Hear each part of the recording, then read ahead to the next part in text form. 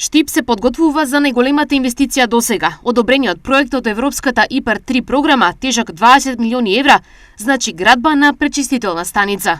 Првиот чекор кој што општината треба да го направи е експроприација на потегот, каде што ќе се протега пречистителната станица, колекторската линија и секундарната мрежа, која што е предвидена и опфатена за реконструкција, за отпадни води. Досега ова прашање не беше решено, овој проблем не беше решен, затоа што финансиски бара многу средства, повеќе од 20 милиони евра е вкупната инвестиција за реализација на овој проект со европски средства.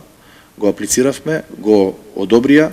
Што ќе значи овој капитален проект за општината и животната средина? Ова е еден исчекор во насока на заштита на животната средина, секако дека и индустриските објекти кои што се наоѓаат покрај река Брегалница треба да бидат соодветно регулирани, за да отпадните води се соодветно третираат и на тој начин да се заштити животната средина покрај река Брегалница и нормално да се заштити здравјето на нашите сограѓани. Кога е планирано да се отпочне со градба и која е локацијата? Јас очекувам до крајот на оваа година да се започне со активности за реализација на проектот, но прв чекор е секако решавање на имотно-правните односи, на експроприација на земјиштето.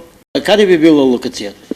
На самиот практично 5 километар каде што завршува колекторската цевка, постоечката колекторска цевка на отпадни води, која што во моментот се излева во река Брегалница, ќе биде изградена пречистителната станица. За Јорданов, овој и други капитални проекти кои се во тек на реализација ја надминуваат инвестициската вредност за се останато што во изминатите 50 години се градело во Штип. Во наредните година-две во Штип ќе се случат инвестиции кои што се во вкупен износ еднакви на инвестициите кои што во последните 50 години се случиле во Штип, компаративно со следната година и со годините кои што следуваат, затоа што тоа е начинот за да се организира подобро начинот на живот на нашите сограѓани во нашиот град. Во меѓувреме, градежните активности за покривање на спортско-рекреативниот центар Джексон и продолжеток на изградбата на булеварот Партизанска се во полн ек.